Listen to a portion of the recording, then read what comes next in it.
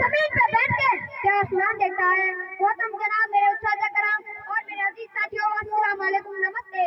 آج مجھے جس موضوع پر لب کشائی کرنے کا موقع ملا ہے وہ ہے تعلیم کی اہمیت۔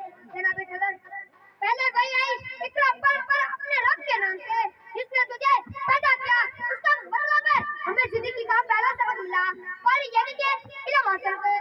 جناب صدر، تعلیم کا مطلب ہے جاننا، معلوم ہونا، کیا کسی بات کا مطلب ہونا، کیونکہ تعلیم ہی کی بدولت انسان ترقی کی راہ پر گامزن ہوتا ہے اور علم کے سمندر میں ڈبکیاں لگا کر ستاروں کا کھوج لگاتا ہے، پانی کی گہرائیوں سے ہیرے اور جوہرات تک رسائی حاصل کرتا ہے، زمین کے سینے سے معدن تلاش کرتا ہے، پانی اور سورج کی شعاعوں کے حصول تک سب تعلیم کی مرحوم کی مانند ہے۔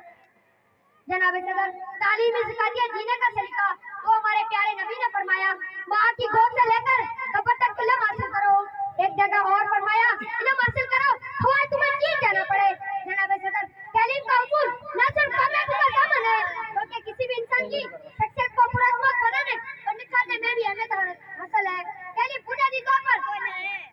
تعلیم بنیادی طور پر ہر قوم و ملک کا قیمتی اثاثہ ہوتی ہے۔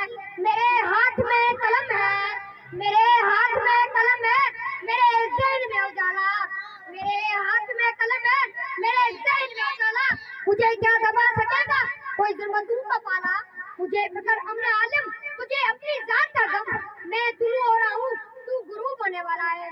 جناب صدر، اسی تعلیم کی بدولت اللہ تعالیٰ نے انسان کو اشرف المخلوق ٹھہرایا، کیونکہ آسمانی سطحوں سے لے کر قرآن پاک تک، غار حرا کے سراغ سے لے کر کوئی نور کی تجلی تک، پتھروں کی دنیا سے لے کر بلند و بالا تک، گھڑی کی سوئیوں سے لے کر ہوا میں اڑان تک، زمین و بین سے لے کر خلا کے سفر تک، علم و دان کی صدا پکار پکار کر کہہ رہی ہے کہ تعلیم ہی سکھاتی ہے جینے کا سلیقہ۔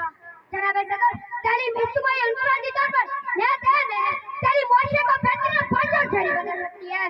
تعلیم ہر قوم کی بنیاد ہوتی ہے۔ تعلیم پائیداری صلاحیتوں اور ہنرمند مرکز میں اضافہ پیدا کرتی ہے۔ تعلیم ملک کی بیدار اور ترقی کا عنصر تعلیم پر ہوتا ہے۔ منزل سے